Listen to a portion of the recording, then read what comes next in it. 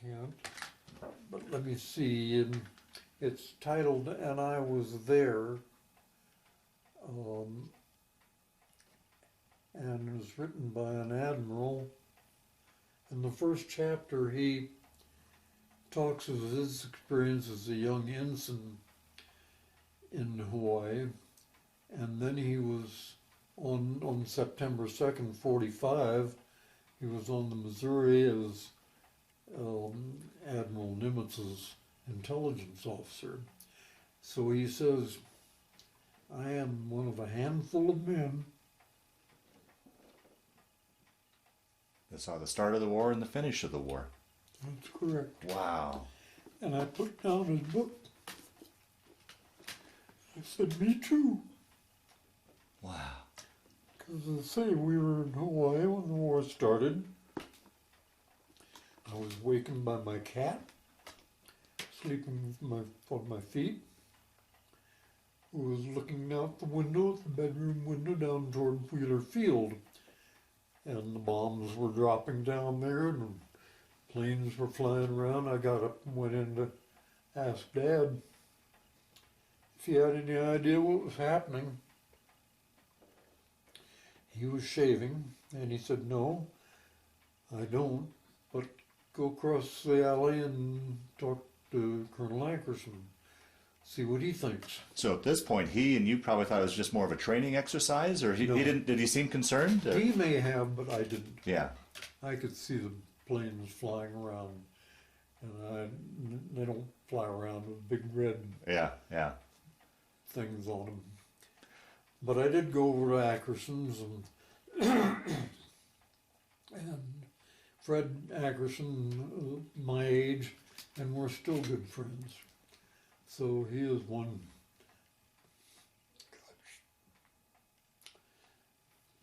contact that from those days that I still have, and that was one of the things that you asked about.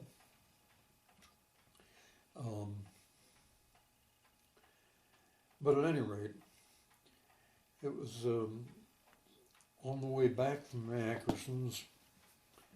What do you call it? Zero? No. The plane?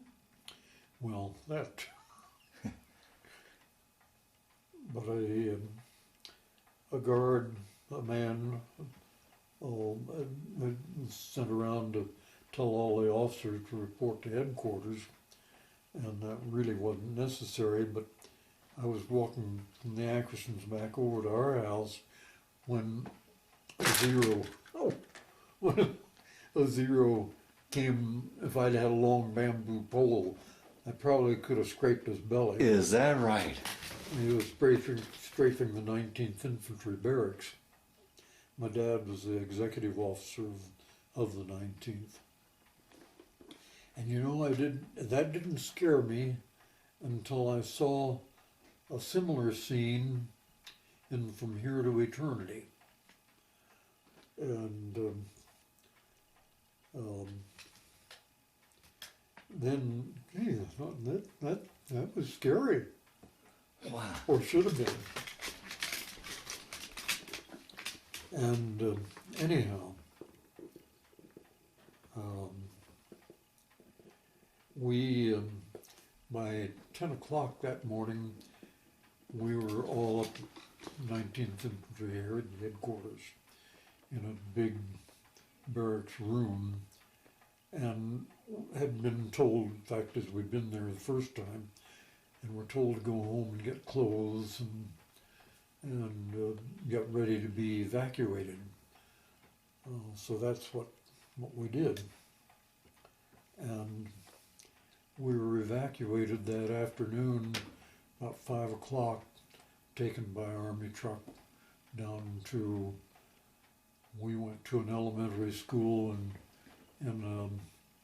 up in one of the valleys, but that valley, coincidentally, looked right down on Pearl Harbor. Oh.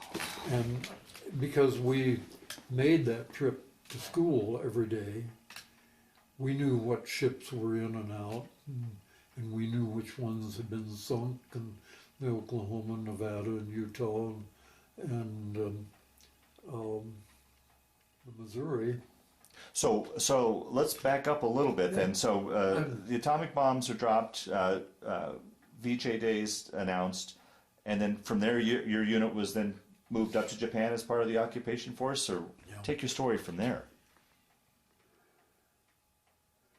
We went into Japan on the first day of the occupation, on the 2nd of September 45, and the mission of our regiment was to secure the Atsugi Air Base for MacArthur's arrival. And he landed. I saw him then, and I saw him once later on. That's another story. Okay. But we were, as I say, just 15 miles from the Missouri and Tokyo Bay. And we set up camp there at Atsugi Air Base. And it was an interesting period of time because we would send out patrols out in the local area.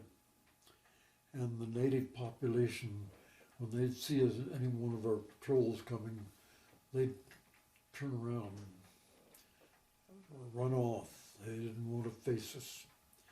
And that even later, short time later, when we were going into Tokyo, the native population would turn their backs on the Americans. In a defiant sort of way, or were they ashamed, or what do you think? I don't know how to describe it. Yeah. It wasn't a belligerent sort of thing. It was